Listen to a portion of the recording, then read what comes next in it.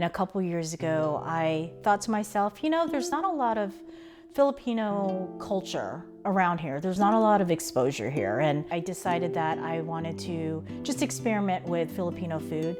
So I started Lumpia Creations. I've always liked to cook. Since I've become a mother, that nurturing part of you just kind of takes over. I started off as just making, dinner for the family. Eventually, I started making Filipino food, specializing in lumpia. Lumpia is a Filipino spring roll, egg roll. I toyed around with the idea of different flavors, and initially that was all I was going to sell. We have both savory and sweet flavors. I had at one point 17 different flavors at one event. I'll never do that again. It went from one market a week to a couple, and at this point I do this full-time now. So since I've been in this industry as a small business owner, I've had a lot of repeat customers. There's certain ones that just come back every week, and I know them by name. We have conversations. I know their pets' names. I know exactly what they want. It's always their go-to. I'm grateful that they keep coming back. So I've been very blessed in that sense. A few of our staple flavors in the Philippines are chicken adobo. It's a hearty stew, but you can do pork. Some people add potatoes. It's more of a savory sweet at the same time, very hearty.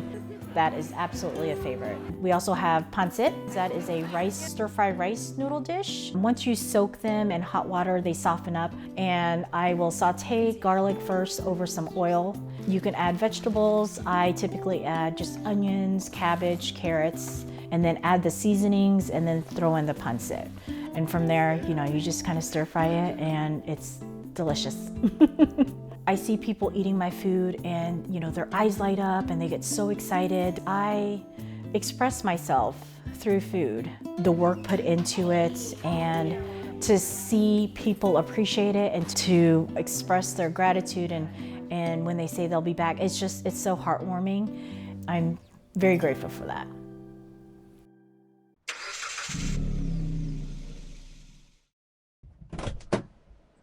My husband said that we should start first in a food truck so we can move around, because in Indy we're kind of thinking people won't really go to our restaurant because they don't have an idea of Manila or taste of Manila is. It's not common, it's not popular. It's a home style kind of food. So like when you come to our house, that's the kind of food my mom or my sister will cook for you, or like my whole family will cook for you. My mom told me, once you can reach the stove, it means you can cook already. And then she let me. She just told me be careful, and then that's how I learned how to cook.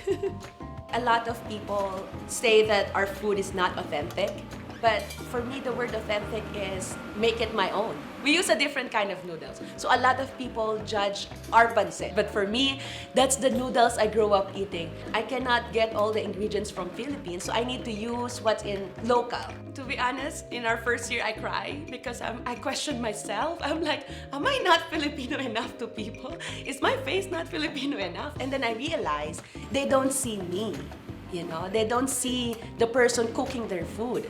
So I'm in the back of the kitchen, and my husband, he's not Filipino. So for some people, they get confused. We took that challenge as an opportunity for people to understand that he's Filipino at heart, He always go visit Philippines, and he probably know a lot more food and places in Philippines than a normal Filipino that grew up in the US. We have a lot of outside noise, but for us, working together is like a dream come true because it's so nice. He's the person that I can talk to.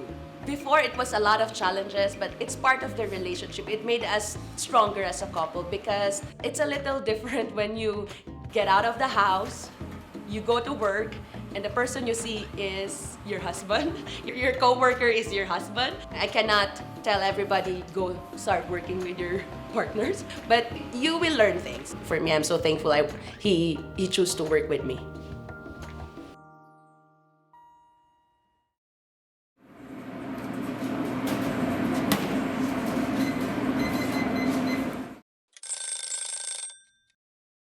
Originally, when we started this business, it was not meant to be a business. It was just like a project because everybody was baking during COVID. And my son, Mikey, was just giving these away for a thank you, like somebody would give him a service he couldn't afford to pay them. So he would give them like a dozen cookies, 2 dozen cookies. One day, one of the receptionists at one of the medical facilities that he was getting service from asked, "Do you sell these cookies?" And he said yes, and then he came home and told me that, "Mom, we're selling cookies now." The main thing was we wanted to let the world know what Filipino flavors are. And the national fruit of the Philippines is mango, so we put mango in a cookie instead of raisins. And then we started expanding into more flavors like ube and pandan and pineapple. Ube is a purple yam. It tastes like a sweet potato, but it has like a nutty taste to it, and it's not as sweet.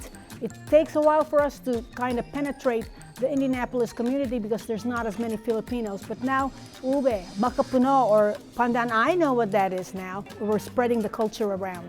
We've just been using Filipino flavors and some American flavors, suiting them to the American palate. Cooking, baking is an art form. You can share it and people will either like it or not like it. You share what would be common to all different cultures, and then everybody likes it. The secret ingredient for our cookies is love. Every single cookie goes through these hands. From the purchasing of the cookies, to the mixing, to the baking, to the packaging, to the selling, it goes through these hands. And we just want to impart, we love what we do. We hope you love it as well.